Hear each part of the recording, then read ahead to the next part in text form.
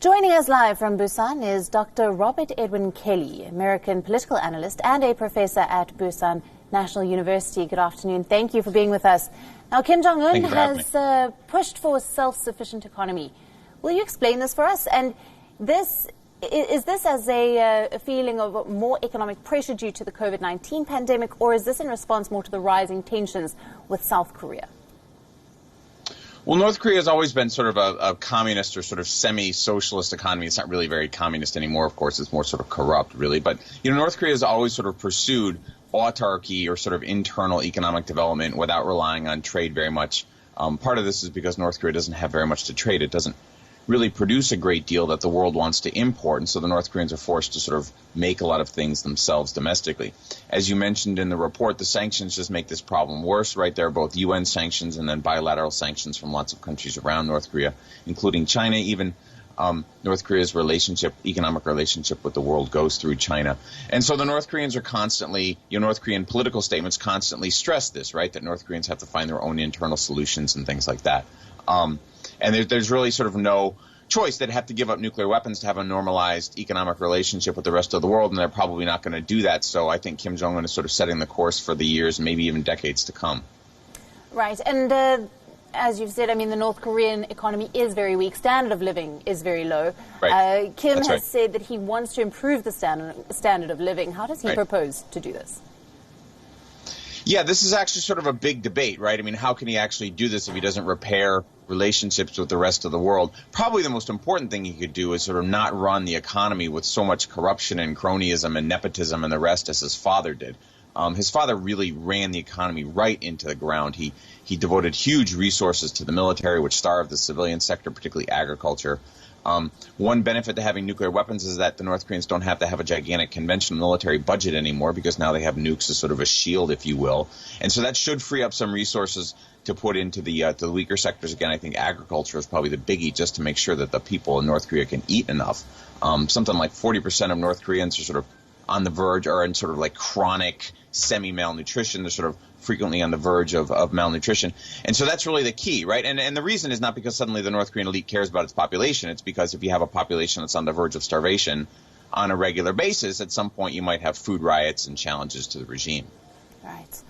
Dr. Kelly, one more thing. At this meeting, nobody, including Kim, was wearing any face masks. What do we make of this in face of the COVID-19 pandemic?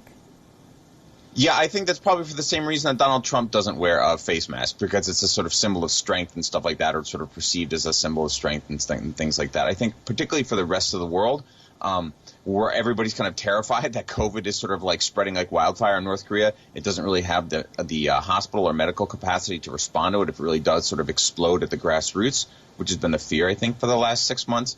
And so even if there is COVID in the North, which we really don't know, right, Kim probably doesn't want to wear the mask. Kim and his associates don't want to wear the mask because that would signal to us on the outside that this is a problem, and then we might all, sort of worry about North Korea even more. So that they're wearing masks doesn't actually tell us a great deal about the state, or excuse me, that they're not wearing masks doesn't actually tell us a great deal about the state of COVID-19 in North Korea.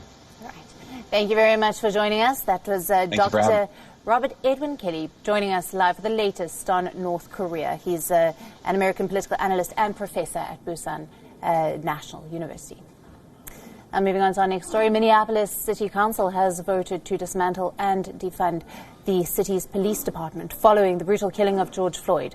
The council has also recommended that the city adopt a community policing model, despite strong opposition from the mayor himself. 9 members of the Minneapolis City Council announced that they intend to end the city's policing in its current form and rebuild a new model for public safety. With 9 votes, the council, which enjoys veto-proof supermajority, made its announcement as protests stretched into its 13th day across the U.S. Our commitment is to do what's necessary to keep every single member of our community safe, and to tell the truth that the Minneapolis police are not doing that.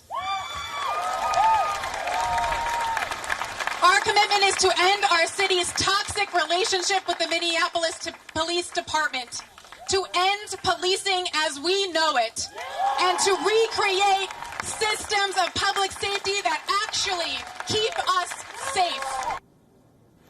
Minneapolis Mayor Jacob Frey, who stood in opposition to the idea of dismantling the police department, was heckled by a huge crowd of protesters. The protesters had marched to the mayor's residence demanding the removal of funding for the Minneapolis Police Department. If you're asking whether I'm willing to do everything I possibly can throughout the rest of my term to make sure that the police union, the police contract, the arbitration system, and some of these policies that have resulted in problems specifically for black and brown people, and murder, by the way, over a series of generations, I'm all for that.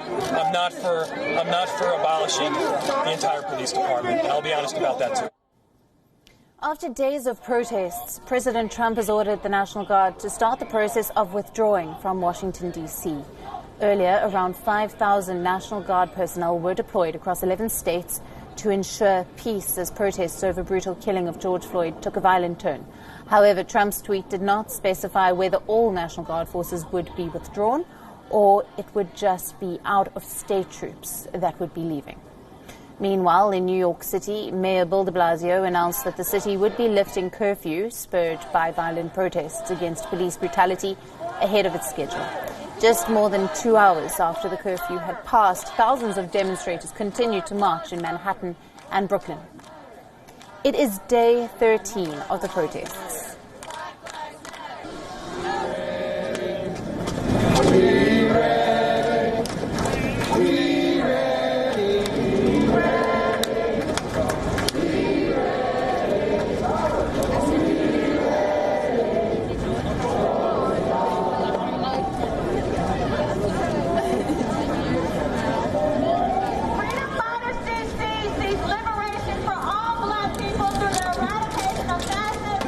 It is day 13 of the protests, and demonstrators continue to gather in large numbers demanding justice for George Floyd.